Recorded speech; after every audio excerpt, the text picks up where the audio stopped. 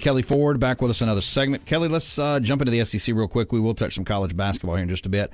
There is no way to know, but everything has changed in Alabama. So much has changed in Alabama. I mean, from the new coach with Kalen DeBoer, also to Eli Gold. This is off the field, but he will no longer be the play-by-play voice, to access for media. Nick Saban spoke candidly about the kind of the attitudes of players after the championship or the semifinal loss to Michigan. What do we know? I mean, how do we quantify? I mean, it feels like an 8-4, 9-3 team, but again, Kellen DeBoer may come in there and blow the doors off the SEC. It could be lackluster. I just don't know that we know. There's certainly more uncertainty around Alabama this year, Jake, for the points you just alluded to and more than there has been in more than 15 years, since before Nick Saban got there. And Nick Saban, I mean, it took him 1 year. His first year, 2007, had some growing pains. You're turning over a whole program that has all this rich history, and he brought them back from pretty low to the mountaintop again within the first couple of years there.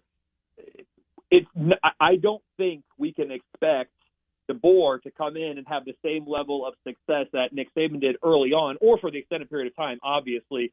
But it's not like Nick Saban left this cupboard bare.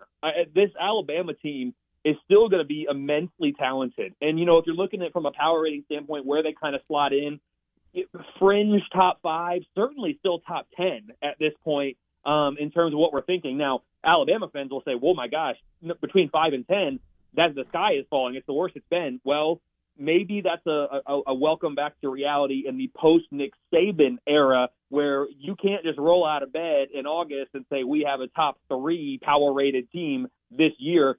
They now are kind of playing on a more equal playing field without Nick Saban there on the sidelines and some of those other things you mentioned. So, yes, unknowns for sure. It's going to be a challenge. It's going to be different, but there is still a ton of talent in Tuscaloosa. And, you're going down their schedule here.